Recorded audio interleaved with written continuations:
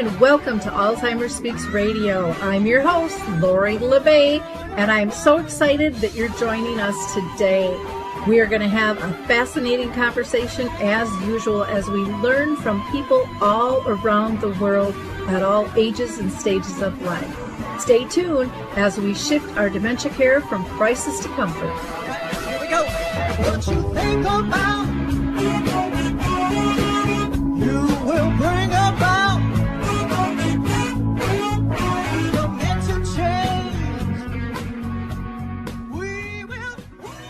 Hi, everyone. Welcome to Alzheimer Speaks Radio. I'm your host, Lori LeBay, and I'm thrilled you are here to join us today. We are going to be talking with Emily Critchley, who is over in the UK. She's an author of the new book, One Puzzling Afternoon, which is making its US debut.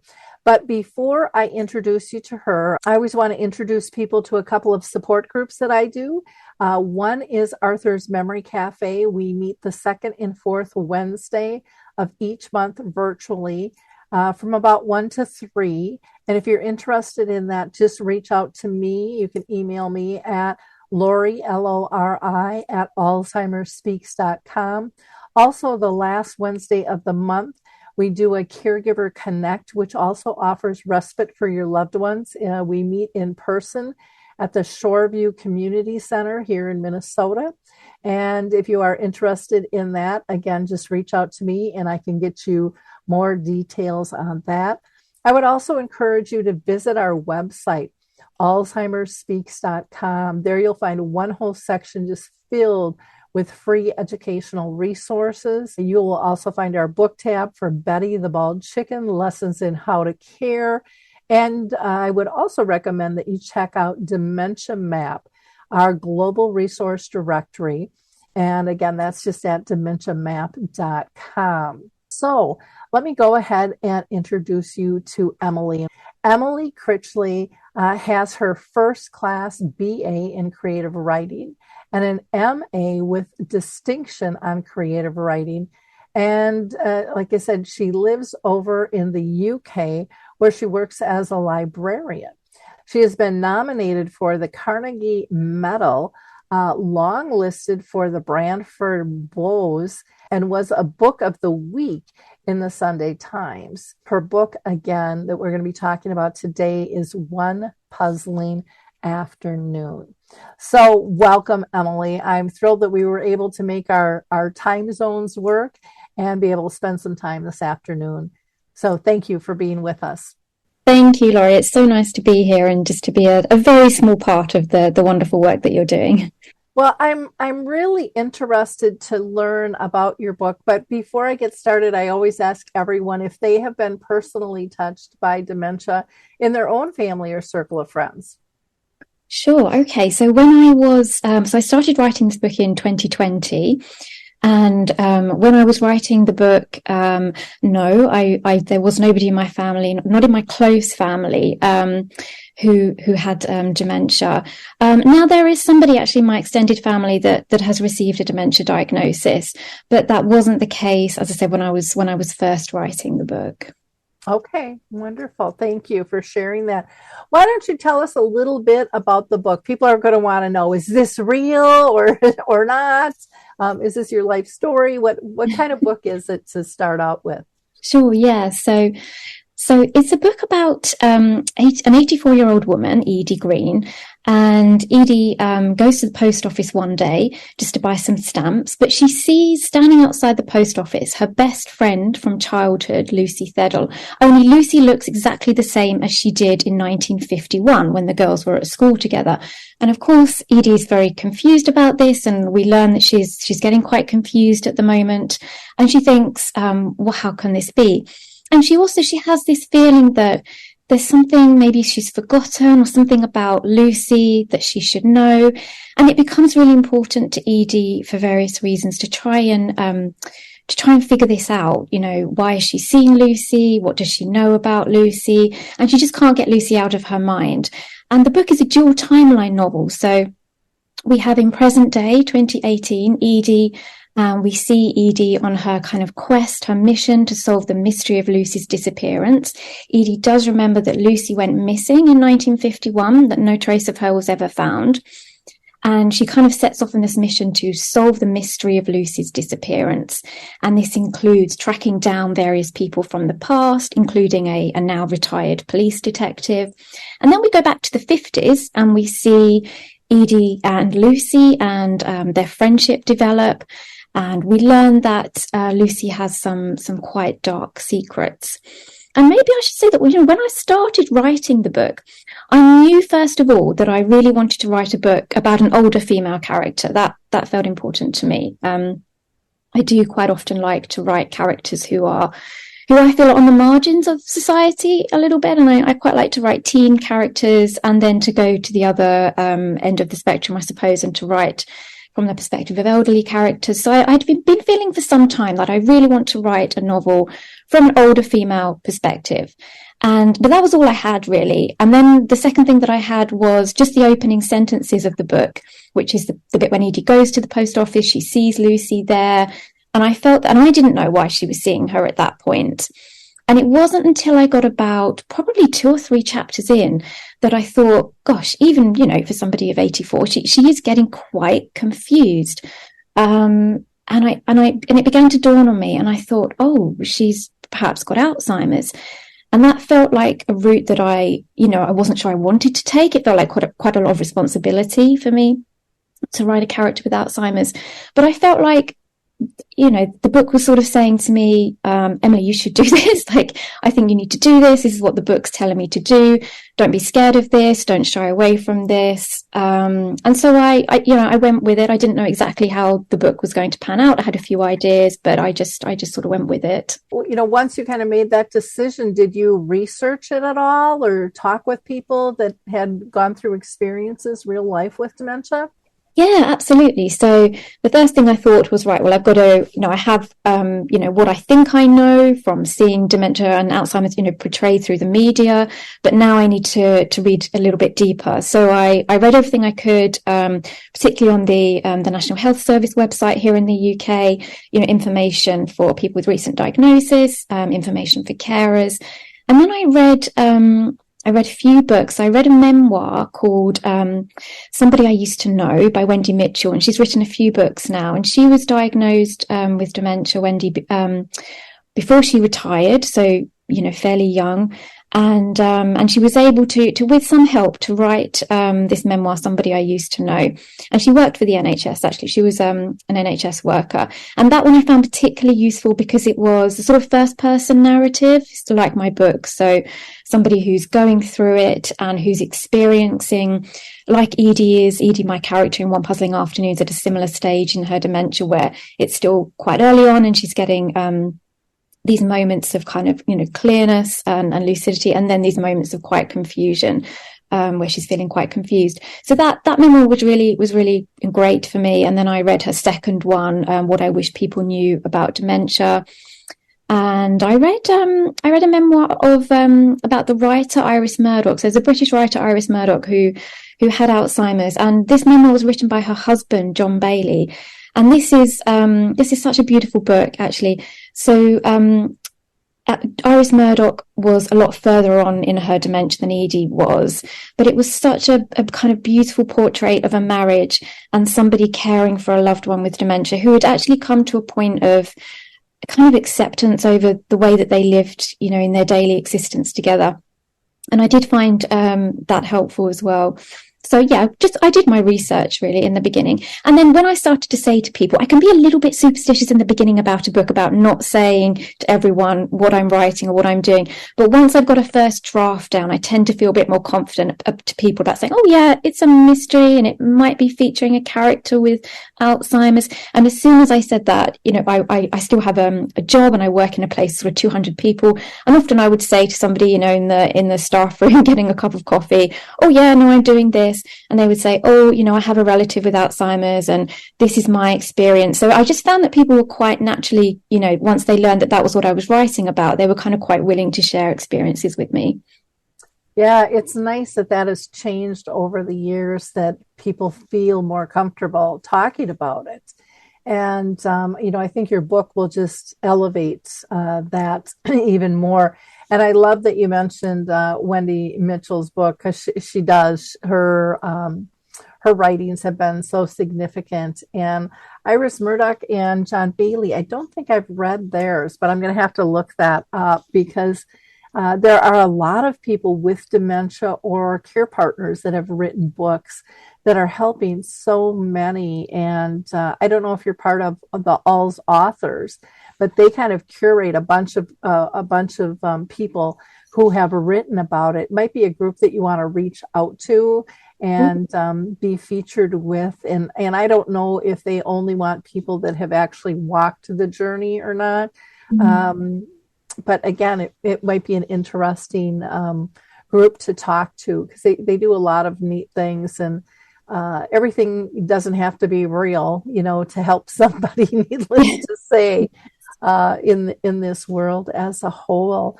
When you were, writing the book itself, I know you've written other books. How do you, I guess, what draws you in? Do you find a healing or a creativity, or what happens when you're in that mode and you just start writing a story? Yeah, it's a strange thing. I think voice pulls me in. If I get a character and I feel that they're speaking to me, and I feel that their voice is strong enough to go a whole book, then that really excites me. And I think, I've got a character, I've got a sense of a voice. I might not know everything yet. I might not have a whole story. I need that to kind of unravel over a certain, period of time. But it's really, that voice and that sense of character that I think I'm kind of first drawn to. If you were talking to our audience member, and maybe there's somebody out there thinking about wanting to write, what would your recommendations be? I mean, I know there's all different styles. Some people feel like they have to have the title first. Some people feel they have to have the chapters first. Some people just get a blank piece of paper and start writing and then swish it all together after the fact. What's your mode, and what do you recommend?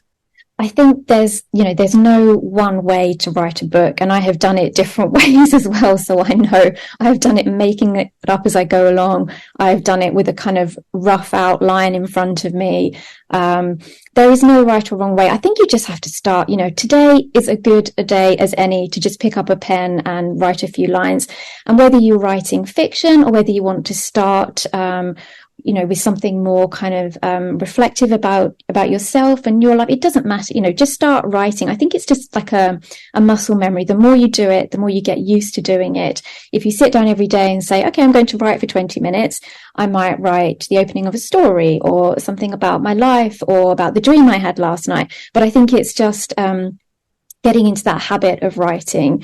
And then once you've built up that habit, then you can start thinking about perhaps putting together a kind of longer project. And novels and memoirs, they do take some time. So you need to kind of be prepared that if you're working on a story or some characters, that you're probably going to be with them for a couple of years, and then you're probably going to have to talk about them for the next year after that. So you want to make sure that you enjoy spending time with them. And it is kind of like hanging out with your characters when you're writing and editing your book. But I think, there's, and it's never too late to start. There are so many writers that actually started later in life and are probably, written better books because of it. I think you need some life experience behind you when you write. So it absolutely doesn't matter. You can start, I think, anytime, any age.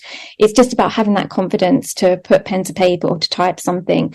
But the great thing about writing is nobody has to see it initially. It can be just for you until you're ready. And when you are ready, there are usually, in most communities, so many kind of supportive writing groups where you can go along, you can share your work, and people can give you feedback. And it can be quite difficult the first time you walk into a situation like that, but then once you've been a few times and you get to know people and you become more confident about sharing your work, I think those kind of writing circles can be really helpful too. Yeah, I know I've signed up for a few writing classes here, and at first I was really intimidated, and then it was just like you get in those groups and everybody is just so open to hearing what everyone's doing, and all of a sudden you're reading your story and you're looking and people are laughing or they're crying but you've touched them somehow, or you have these conversations afterwards and they have suggestions that are just very kind and helpful, and things that you didn't think of before because you haven't done it before, and hadn't heard about it. So yeah, I found those, I found the writing classes really interesting. In fact, I've been thinking I need to get back to those again. I don't think it's something that it's a one and done thing. I think you can do it forever if you want to, and can find it really helpful. I also think, in this space alone, I mean, there's so many different types of books that can be written for families, for professionals, for people living with dementia. Some people start out with just writing down isms, which are just phrases that maybe somebody said, and it's not your normal storytelling thing. It's just isms with maybe illustrations to go with. I mean, there's that's what's so cool with books. I mean, there's so many different ways to be able to publish and go about it and tell a story in many, many different fashions. So I think for many, they think it's so structured and it has to be perfect. And, I'm not a good speller, I'm not good at grammar. And so those are kind of excuses to throw it away and not try, or I don't type, and I don't know about you, but I find for me, I'm better pen and paper writing than I am on the computer initially, and then I'll transfer it over. But I find I'm like more creative or more in tune when I'm holding a pen and paper. Yeah, I find that too. I make most of my notes on pen and paper, actually, and I've got a really nice pencil that I like. And I find that when I'm, sometimes when I'm away from my computer, I get my best ideas actually, or I get snippets of dialogue come to me, or a vague idea for a scene, and I'll write it down. And I think that's how I first started. Actually, I first started with paper and pen. Now, when I'm working on a longer novel, I will work on it on the screen, but quite often I'm working from notes that I've made with paper and pen. And I think, when I first started writing, I'm not a good speller. I'm still not a good speller, particularly, I think you just have to not let these things hold you back. I think what I discovered, when I first walked into a kind of writing, I wasn't even a class, just a group really, was that I wrote something and afterwards everybody sat there for a moment and they went, wow, that was really sad. And I said, oh, sorry, I didn't mean to make you feel sad. But then I thought, well, actually, I've created an emotion in somebody. I've made somebody feel something. And it was that first time when everybody said to me, oh, wow, I really felt something reading your work, that I thought, oh, I want to carry on doing this. I don't know where it's going to take me yet, but I know that I want to carry on doing this. Oh, neat. Well, if you are just tuning, we have been talking with Emily Critchley, who has written the wonderful book called One Puzzling Afternoon. And you can find her by going to her website, which is justhername.com.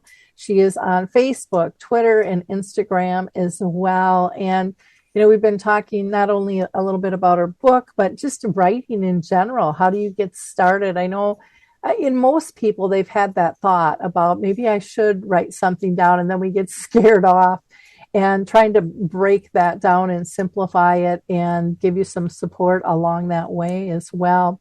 I wanted to talk to you about, kind of jump back into the book again, in terms of, when you started writing about Edie's son, where did your mind go with all of that? Yeah, so I've got, there are various scenes in the book between Edie and her son, Daniel. And Daniel, he gets a bit frustrated with Edie at times. And this was something that worried me, actually. I thought, a reader's going to find Daniel not very likable because he does get frustrated with his mum. And I worried about, trying to perhaps tone down some of the dialogue. And then the more research I did, the more I thought, well, he probably would, he would be getting frustrated. I think it's incredibly hard for caregivers. You're still always searching, I think, what I've read, for that, with trying to make a connection with somebody, trying to kind of get that shared reality back all the time. No, I told you this. No, because it is upsetting and frustrating. And the thing about my book is that it's in first person from Edie's perspective. So unfortunately, we're not privy to those moments where Daniel leaves his mum's house, gets in the car and drives home and thinks, oh God, why did I keep going on about that? Why did I try and tell her a million times that I've told her that before? And, the kind of the internal conflict that I think caregivers must have, and the guilt that I think they must feel at times for just, having a difficult day, overstepping the mark slightly, saying something that they know probably isn't going to bring any results, but they still feel that they have to say it anyway. But I left those scenes in and those little bits of confrontation in because I think we see both Edie's and Daniel's frustration, really. I just tried to render that dialogue as best I could from what I had read. Yeah, and I think I'm glad that you did leave it in there because that is real. That is part of most people's story. Everyone isn't even keeled all the time. I mean, it would kind of be like if you had a magic pill that always kept you at that level. But I mean, we get up, and pop out of bed. We could be in a really good mood. We get in the car and someone cuts us off and we get in bad mood and stuff. And it changes. And that's real life. That's the world we live in. And so I think it's important to address those emotions. I think it helps people not feel so alone when they're going through those, because our inner critic, I think, can beat us up, and that guilt can just kind of keep mounting that you're not good enough and you need to do better. And what are you doing? I mean, there's just so many things that swirl around our heads when we let that inner critic kind of take over. And then all that stuff comes out as we care for somebody. They can feel our frustration or our anger at ourselves, not necessarily them, but they can't make heads nor hair out of the difference between who are you mad at and what are you upset about. And they just can feel that vibrational difference. And then they mimic it back at us, and then we get mad because they're in a bad mood when they were fine before we walked in the door. So often. So I'm really glad that you did put that in there. What is your hope in terms of writing this book for people to take away? I think, I always hope when I write that somebody somewhere will see something of themselves reflected in fiction. I think we should, all of us should be able to see ourselves reflected in fiction. So I hope that somebody somewhere might just think, oh, okay, I'm not quite so alone. And that's what I always hope for with my fiction, whether I'm writing from the perspective of, a teenager or an older person, just that somebody could maybe just for the short time when they're reading it, not even the book, just maybe one particular scene, that they just feel just a little bit less alone, and like they've made a connection, to this book. That's what I would really, really hope for. Do you ever see any of your books, including this one, maybe becoming a film at all, or? Oh yeah, I would love that. Yeah, I do think One Puzzling Afternoon could work quite well, actually, either as a film or maybe a sort of a 2-part drama. I think it could work well. Yes, I'm definitely waiting for the Netflix rights. That would be very nice. I think it could. I think it would need, a fantastic actress, I think, to play Edie as somebody with dementia. I don't know if you saw the film The Father, with Anthony Hopkins. I thought that was a fantastic portrayal of dementia, elderly man with dementia. I watched that film. I was editing by then, so I couldn't take that much inspiration with it because most of my book was sort of done by then. But I thought, gosh, how incredible to kind of see on the screen somebody moving between those different realities. And I just thought, wow, that's so incredible. So I think it could work. Yeah, definitely. Yeah, it's interesting. We're seeing more films being made about this. And even in just nightly, TV shows and stuff, they're incorporating characters into this. But I think it's a way that it addresses the conversation in a way that people aren't expecting, because when they go to a film, they're expecting to be entertained. And I know I've been involved with a couple of films where we do talkbacks and stuff. And people leave, just really engaged, wanting to talk more on the topic. And to me, that's a huge, huge plus when we can remove some of those stigmas and then have a really interesting conversation about a really serious topic that doesn't always get that type of attention, in-depth kind of conscious focus, which I think is really, really needed. With dementia throughout the world. So we'll put that out there. If someone's looking to do a film, reach out to Emily and talk to her about that, and we'll see what the universe brings back to you with that. So that would be fun. Do you see doing more books on this avenue at all, or do you see this kind of as a one and done book for the No, topic? I would like to do more. I think I'm very interested in memory, and often I'm finding when I'm thinking of ideas and things that I have these sort of themes around memory and what happens. If with memory loss, are you still you? If you don't have your memories. So I think memory loss is certainly something that I will do, that I will put into my fiction again. And then, yeah, I would like to explore it further. It's difficult because I don't want, I don't know if my publisher would say, oh, another book about a character with dementia, but it does appeal to me, particularly as now that I've become interested in the subject. I like to keep up to date with, research, and I'm reading more. I've started a book, I've got it on my desk, Travellers to Unimaginable Lands, which I thought was just really, really amazing. And I thought, I wish I'd read this whilst I was writing the book. But of course you can only read what's available at the time. So I think, yeah, I would like to. Maybe I might have to wait a couple of books before I bring back another character with dementia. But yeah, definitely I would like to. Okay, great.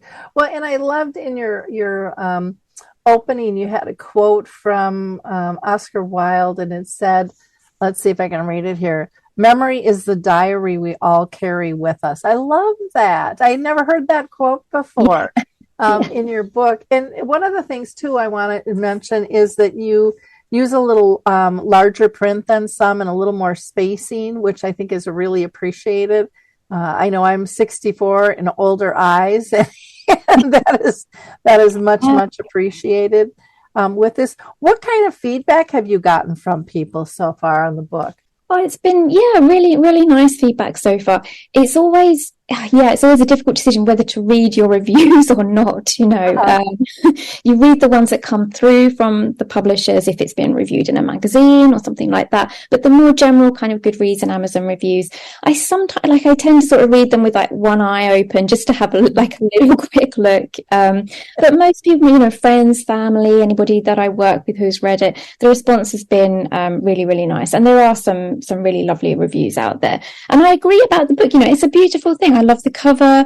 I liked the typeset that they used as well in the US edition. And even I used to buy a lot of, books from charity shops and things, but I find that sometimes the print is really small in those older books. And I quite like a hardback just for the space and the bigger print. So I don't know if that was a conscious decision on the part of the publisher, but I do think it's a really nice font, actually. Yeah, I agree. I definitely agree. Anything else that you want to share with our audience that we haven't covered so far? I don't know. Just, I guess, on a more kind of personal note, because I was thinking the other day about, why did I choose to write about a character with dementia when at the time I didn't know anybody with the condition, and I couldn't think why I might have done it. And then I started to think more recently that actually, before I was writing the book, I had been through a really unexpected period of illness that had left me feeling really confused and like I'd really lost my sense of self. And I didn't make the connection for quite a long time. It's probably not a good idea to keep psychoanalyzing ourselves, but I did think, recently, well, maybe that's why I chose to write about a character who was feeling very confused and experiencing a loss of self. It wasn't, I didn't pick the illness or the condition that I had. But it sort of began to make more sense to me as to why I might have, chosen to write from the perspective of somebody feeling quite disorientated. So that was just an interesting kind of mini personal revelation that came to me quite recently, really. Because sometimes when you're writing a book, it's hard to figure out, why am I writing this now? Why this story? It's almost like it's so close to you. It's hard. And your life that's happening around the book at the same time as you're writing the book is obviously so close to you. It's sort of hard to gain perspective. But then when you look back and you think, I was writing that book at that time in my life, you think, oh yeah, of course I was, so that was just an interesting revelation. Well, and I think like with dementia, what I've learned is what's good for dementia is good for all of the world. And I think it overlaps so many other conditions, just like you were saying, so if you learn something here, it's applicable over here too. And sometimes we're not comfortable talking about our own little piece of the world. It's easier to talk about it in a different frame. And yet it's still it still portrays the same thing, just in a different light, gets people thinking about that. I know with the book that I just wrote called Betty the Bald Chicken, Lessons in How to Care, it's a children's book. And when I wrote it, I thought it was all about Alzheimer's because it came to me in a dream, and all I saw was Alzheimer's, and I heard the word Alzheimer's, and I saw a bald chicken, and I put the story together. But what was interesting is by the time I finally got it published, like 10 years later, I realized it's not about dementia. It's just about when you don't feel like you fit in or belong. Mm-hmm. And how do you assess that within yourself? How do you assess that within others? How do you treat people? How do you help them, or do you walk away? Are you judgmental or aren't you? I mean, there's all those things. And it is very interesting. Yes. How things can switch up and how you view things differently over time. But I do think that there's so much overlap. And just when we're talking about caring, compassion, I think, is something that's kind of been a lost art right now in our world. And, that can be brought back in many levels and really help society at large as well as individuals. If we can teach that, if we can show that, if we can lead by example in all different fashions, because everybody learns a little bit different and is drawn to different things. So I appreciate you writing about this story and sharing this, because people will, even though it's fictional, you've really created a real life story for many to follow and get engaged with. And that's all a good thing. Oh, thank you, Laurie. Thank you. In wrapping up again, Emily, I just really appreciate your time with us today. I always like to ask my audience to be a giver of hope and like and click and share this episode. Share it with others. Many people are looking for good books to read. Here's one for you. Again, One Puzzling Afternoon. And pass it along. There's always somebody who needs to learn more. So, whatever you've learned today, don't keep it to yourself. Share those nuggets.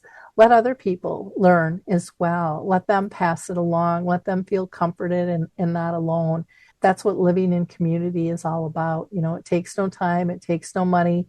It's just that one little push of the button. You could change somebody's life by giving them kind of that lifeline that they needed in that moment. And again, you can go to Emily's website, which is emilycritchley.com. She's on Facebook. I still call it Twitter, though it's X, and Instagram as well. And, feel free to reach out to her, purchase the book. She's over in the UK, but the book is launched here in the US as well. And maybe you'll become a fan and want to purchase one of her other books as well. So please check her out. And again, Emily, thank you so much for your time today. Oh, it's so lovely to be here. Thank you. Finally, I just want to, again, point you in the direction of AlzheimerSpeaks.com. Lots of free educational resources you can grab there. Just go to that free educational tab. You can also check out our book, Betty the Bald Chicken, Lessons in How to Care. And of course, don't forget about Dementia Map. That has over 150 categories that you can search. Lots of wonderful information. Just dementiamap.com. We'll see you next week, everyone. Bye now. Hey everybody, Jared Sebestier, host of Retire Repurposed. This podcast is dedicated to help people transition into fulfilling and purposeful retirements.